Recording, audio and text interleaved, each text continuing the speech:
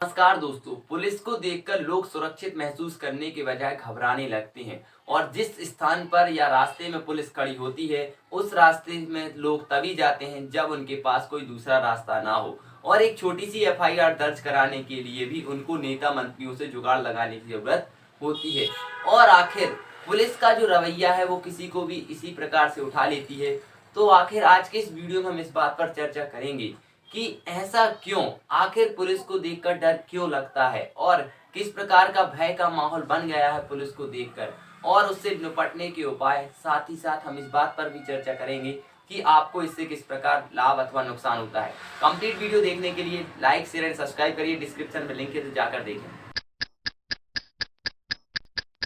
आपने आईपीसी और सीआरपीसी का नाम तो सुना होगा। आखिर आईपीसी होती क्या है? तो आईपीसी हमारे भारत देश में अपराध को डिफाइन करती है। यानी किसी ने हत्या की है तो आईपीसी सेक्शन 302, यदि किसी ने बलात्कार किया है तो आईपीसी सेक्शन 376, यदि किसी ने धोखाधड़ी की है तो आईपीसी सेक्शन 420 के तहत उस पर मुकदमा कायम किया जाता है। और आईपीसी ये डिफाइन करती है कि आपने जो अपराध किया है वो किस धारा के अंतर्गत आएगा। यानी कि कोई व्यक्ति यदि डंडा घुमा रहा है तो वो अपराध नहीं है, लेकिन यदि उसी डंडे से किसी को चोट लग जाती है तो वह अपराध माना जाता है। आईपीसी तो ठीक है, लेकिन सीआरपीसी क्या होता है? माना एक मर्डर हुआ है, आईपीसी में यह डिफाइन किया गया है कि आईपीसी सेक्शन 302 के तहत एक मर्डर की धारा बताई गई है।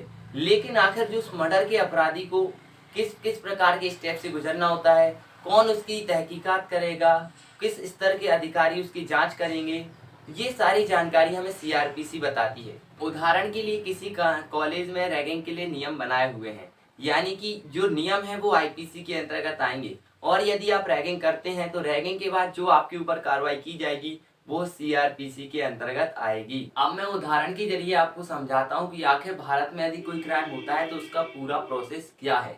मान लीजिए आपके साथ कोई क्राइम होता है और आप पुलिस स्टेशन जाते हैं रिपोर्ट लिखाने के लिए, लेकिन बहुत सारी घटनाएं यही सुनने को मिलती हैं कि पुलिस एफआईआर दर्ज नहीं करती है।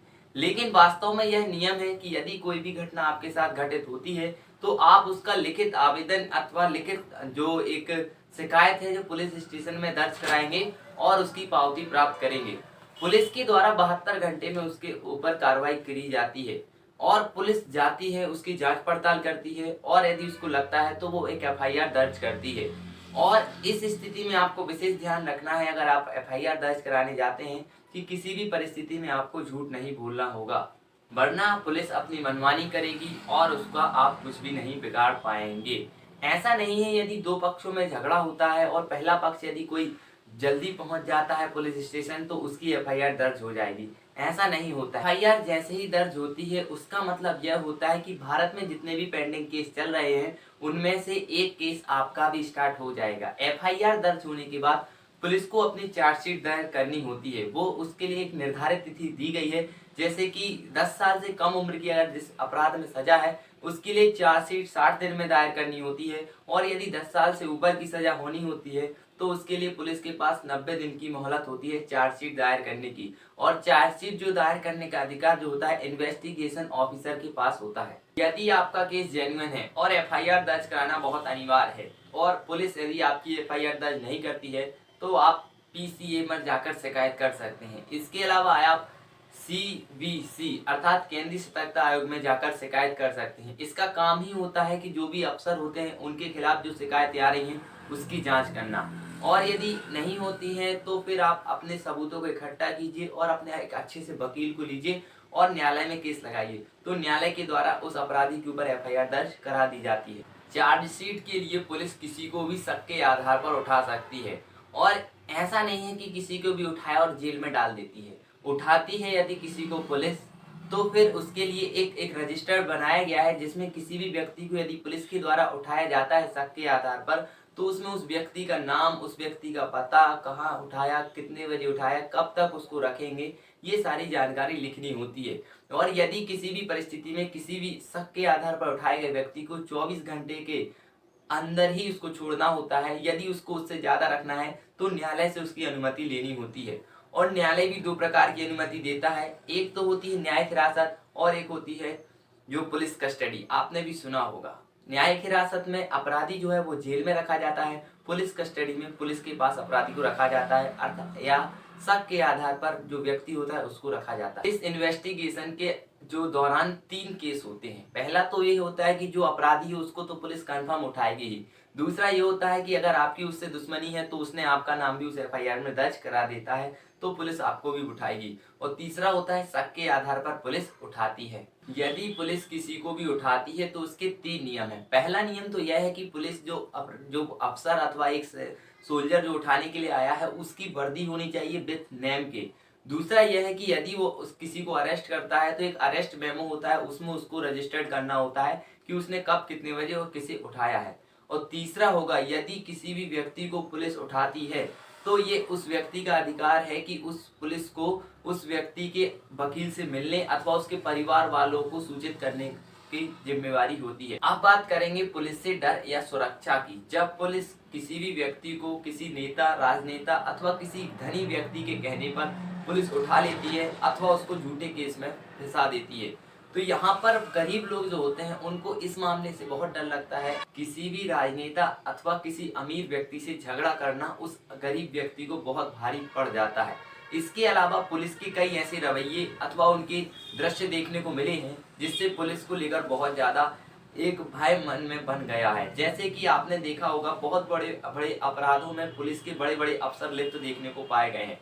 जैसे कि पंजाब में ड्रग्स का मामला देखें तो जो बहुत बड़ा सरगना था वो डीएसपी रैंक का एक ऑफिसर था।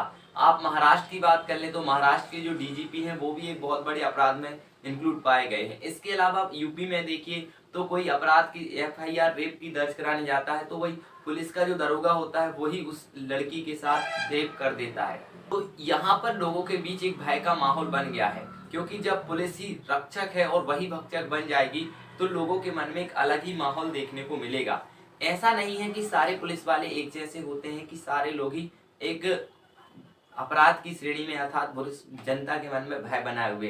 कुछ ऐसे बहुत बड़े बड़े ऑफिसर्स हैं, कुछ सैनिक्स हैं, कुछ सोल्जर्स हैं। जैसे आपने एक ट्रैफिक पुलिस को देखा होगा, एक डीजीपी हैं उनको बारे में भी आपने सुना होगा, एक डीआईजी रैंक के ऑफिसर उनके बारे में सुना होगा, और एक यूपी में एसआई है उनके बारे में भी आपने सुना होगा। ये इतने अच्छे ऑफिसर हैं कि गरीबों को इतने अच्छे से ट्रीट करते हैं कि उनके जो वीडियो है ट्रेंडिंग चलते हैं और वायरल होते रहते हैं। तो जो इनके द्वारा मदद की जाती है वो पुलिस विभाग में एक वास्तव में उसको कहा जाए तो प्रशंसा के तुलनीय है। लेकिन जो ऐसे अफसर, जो इतने बड़े बड़े अफसर इतने बड़े बड़े पद पर बैठे हुए हैं और इस प्रकार के अपराध कर रहे हैं जिससे कि समाज को बहुत ज्यादा नुकसान अथवा भय देखने को मिल रहा है, तो इसमें आपको क्या लगता है कि पुलिस हमारी रक्षक है अथवा भक्षक? क्योंकि रक्षक के मामले में तो पुलिस रक्षा करती है, लेकिन भक्षक के मामले में वो अपने साथियों को ही मरवा देती है। जैसे कि आपने सुना होगा कानपुर का विकास दुबे वाला मामला, उसमें पुलिस अफसर की ही गलती से उतने लोगों की मौत हुई थी क्योंकि पुलिस अफसर ने ही इत्तला किया था उसको। और बहुत से ऐसे बड़े बड़े अपराध हैं जो पुलिस की सहमति से ही चल रहे हैं, बस वो क्या है, उनको हफ्ता वसूली दे दो और कुछ नहीं। तो उम्मीद है कि आपको इस वीडियो से पुलिस से रिलेटेड बहुत सारी जानकारियां मिली होंगी, साथ ही साथ एफआईआर से रिलेटेड भी जानकारी मिली होगी। और आपको क्या लगता है कि पुलिस से आपको डरना चाहिए अथवा सुरक्षित महसूस होना चाहिए? साथ ही साथ आप क्या समझते हैं हमारे इंडियन पुलिस के बारे में, तो इस पे आप कमेंट सेक्शन में जरूर बताइएगा। और आप हमें फेसबुक, इंस्टा, ट्विटर जहां कहीं भी देख रहे हैं, follow, like, share and subscribe करना ना भूलें। और ऐसे ही इंफॉर्मेटिव वीडियो के लिए चैनल को सब्सक्राइब करें। बहुत बहुत धन्यवाद।